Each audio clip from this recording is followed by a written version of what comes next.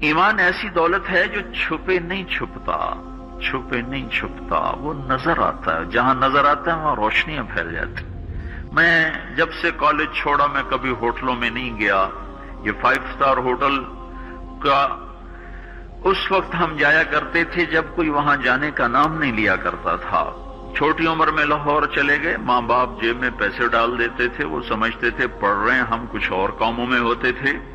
تو پھر اس کے بعد میں زندگی میں پہلی دفعہ گیا، ہمارے ایک دوست تھے، ان کی بیٹی کی شادی تھی، تو میں کبھی نہیں جاتا ایسے موقعوں پر اس قسم کی جگہ پر، لیکن اس نے میری اتنی منت کی کہ میں شرمندہ ہی ہو گیا۔ میں نے کہا اچھا بھائی میں آ جاؤں گا، اور پھر اس نے مجھے تسلی دلائی کہ وہاں سارا الگ الگ ہے، عورتوں کا انتظام الگ ہے، مردوں کا الگ ہے، پی سی لاہور میں۔ تو میں نے کوئی 30-32 برس کے بعد اس ہوٹل میں قدم رکھا، ماضی کے دھندلکوں میں جھانکتے جھانکتے کتنی صبحیں کتنی شامیں وہاں گزری ہوئی تھیں غفلت کی۔ تو میں جب وہاں سے نکلنے لگا کھانے کے بعد تو عورتیں نکل رہی تھیں، اکثر بے پرد تھیں، تو وہاں گیلری میں مجھے کسی نے روک لیا، مجھ سے بات کرنے لگ گیا، میں کھڑا ہو گیا، دائیں بائیں کچھ اور عورتیں کھڑی تھی، اتنے میں سب کی نظر پیچھے لگی، عورتوں کی بھی مردوں کی بھی۔ تو مجھے سمجھ میں نہیں آیا کہ یہ نظریں پیچھے کیوں اٹھ رہی۔ کیا دیکھا، میرے قریب سے ایک خاتون گزری جو سر سے لے کر پاؤں تک مکمل برقعے میں، ہاتھوں پہ بھی دستانے تھے اور پاؤں میں جرابیں تھیں، اور ایک بالکل سادہ سا برقع انہوں نے پہنا ہوا تھا۔ جب وہ گزری ہے تو ایک دم سناٹا چھا گیا، سارے عورتوں پر بھی سارے مردوں پر بھی۔ تو مجھے اس وقت خیال آیا کہ یہ حق ہے، یہ سورج جب چمکتا ہے تو ہر ایک کو اس کی روشنی نظر آتی ہے۔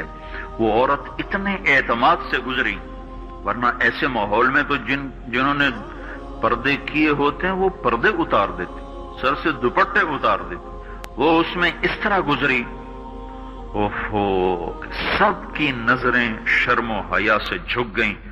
وہ عورتیں جن کے دوپٹے کہیں جا رہے تھے ان کی بھی نظریں شرم و حیا کی وجہ سے جھک گئیں۔ یہ مسلمان عورت کی پہچان ہے، یہ فاطمہ کی بیٹی ہے، یہ خدیجہ کی بیٹی ہے، یہ مغرب کی ننگی بیٹی نہیں ہے کہ جہاں ماں بیٹی کا تصور ختم کر دیا گیا ہے، اب وہ گندگی ہماری طرف پھینکنا چاہتے ہیں، وہ ہمیں یہ گند چاٹنے پر لگانا چاہتے ہیں، اور ہم اللہ کی منت کر رہے ہیں یا اللہ تو اس نظام کو توڑ دے۔ ہماری تو بے بسی ہے، ہماری بیٹیوں کے سر سے دوپٹے اتر گئے، کپڑے مختصر ہو گئے، عجب حال ہے۔ حیا پتہ نہیں کہاں ہی روٹ کے چلا گیا، نظر ہی نہیں آتا۔ پہاڑوں میں جا کے بھی ڈھونڈا، وہاں بھی نہیں ملا، صحراؤں میں گئے، دریاؤں میں گئے، کہیں نہیں ملا۔ کبھی ایک صفت ہوا کرتی تھی، آج پتہ نہیں کہاں سے ملے گی، کس بازار سے ملے گی، وہ منڈیاں ہی بند ہو گئیں۔ جس قوم کی بچیاں ناچ گانے کو اپنا شعار اور شوق بنا لیں، ان کی نسل سے اب خالد بن ولید نہیں پیدا ہو سکتے، ناچنے والے ہی پیدا ہوں گے، محمد بن قاسم نہیں پیدا ہو سکتے، طارق بن زیاد نہیں پیدا ہو سکتے۔ مجھے صلاح الدین یاد آیا، میں بہت رویا، وہ بھی کسی ماں کا جنا ہی ہوا تھا۔ اس کے زمانے میں کرک، ایک ہمارے پاکستان میں کرک ہے، ایک اردن میں کرک ہے، اونچی پہاڑی پر وہ شہر ہے، بڑا دشوار قلعہ ہے۔ اس پر ایک حکمران تھا عیسائی، اس کا نام تھا ریجنالڈ۔ تو کرک کے قریب سے قافلے گزرتے تھے حج کے، تو اس نے ایک دفعہ حاجیوں کے قافلے پہ حملہ کیا اور کہنے لگا بلاؤ اپنے محمد کو تمہاری مدد کرے، اور سارے حاجیوں کو تعطیق کر دیا۔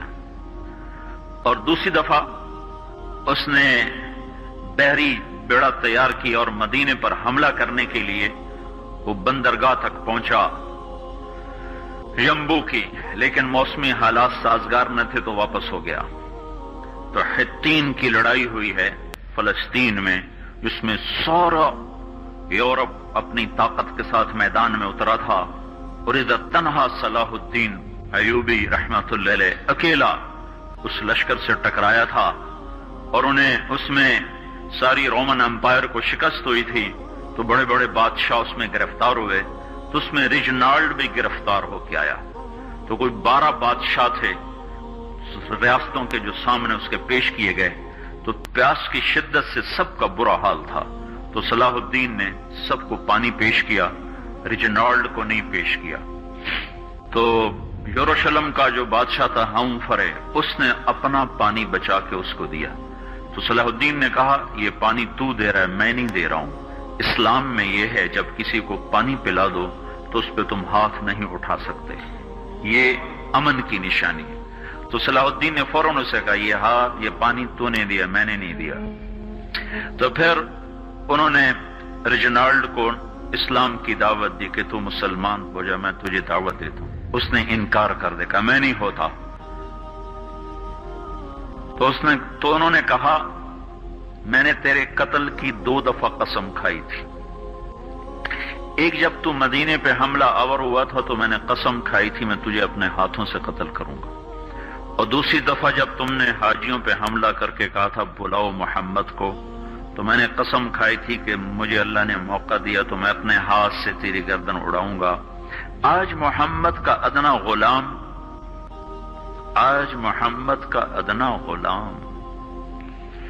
تیری اس بات پر یہ فریضہ ادا کرنے کے لیے آ رہا ہے، اور اپنی تلوار سے اس کی گردن اڑائی، وہ پیچھے لٹک گئی، پوری نہیں اڑی، پیچھے لٹک گئی، خوفناک منظر بن گیا، تو سارے بادشاہوں پہ کپ کپی طاری ہو گئی۔ تو صلاح الدین فرمانے لگے ہمارے مذہب میں یہ نہیں ہے، بادشاہوں کے ساتھ ہم بادشاہوں جیسا ہی سلوک کرتے ہیں، پر یہ حدود سے آگے چلا گیا تھا۔ اب مجھے یہ قصہ بھولا ہوا تھا، مجھے انہی حادثوں میں، انہی ہنگاموں میں وہ یاد آیا، تو بعد تنہائیوں میں بیٹھ کے بے بسی کے آنسو بہہ جاتے ہیں، اور اس کے سوا کوئی چارہ نہیں ہے۔ ہماری ساری نسل موسیقی میں ڈوب چکی ہے، جو بدن سرتال پہ تھرکتے ہوں، جو بدن موسیقی کے اوپر ہلتے ہوں، رقص میں آتے ہوں، ان پہ کانٹے ہی اگیں گے، ان پہ صلاح الدین کا پھول نہیں اگ سکتا، ان میں محمد بن قاسم کے پھول نہیں اگ سکتے۔ بانجھ ہو گئی ہے ہماری نسل، اور یہ یورپ کا سحر ہے جو چل گیا ہے، ہماری بے بسی ہے، ہماری بے بسی ہے۔ میں تو بس منت ہی کروں گا اپنے آپ کو پہچانو، اپنی ہستی حیثیت کو پہچانو، اپنی نسبت بدلو۔ تمہاری نسبت یورپ کے ساتھ ہو کے اگر موت آئی بے قیمت ہو جائیں گے، اگر مدینے والے کی نسبت مل گئی تو حضرت فاطمہ کے دائیں بائیں تمہیں بھی کھڑا کر دیا جائے گا، حضرت خدیجہ کے دائیں بائیں تمہیں بھی کھڑا کر دیا جائے گا۔ یہ چند دن ہیں، صبر کر لو، گھٹ گھٹ کے مر جانا ہی بیٹیوں کی روایت ہے۔ مشرق کی بیٹی، اس نے گھٹ گھٹ کے مرنا ہی سیکھا ہے۔ ہاں، یہ آزادی، یہ آوارگی، یہ مغرب کی عورت کا خاصہ ہے، اور 18ویں صدی تک مغرب میں بھی کوئی عورت ایسے ننگی نہ تھی، اور گھر کی زندگی تھی۔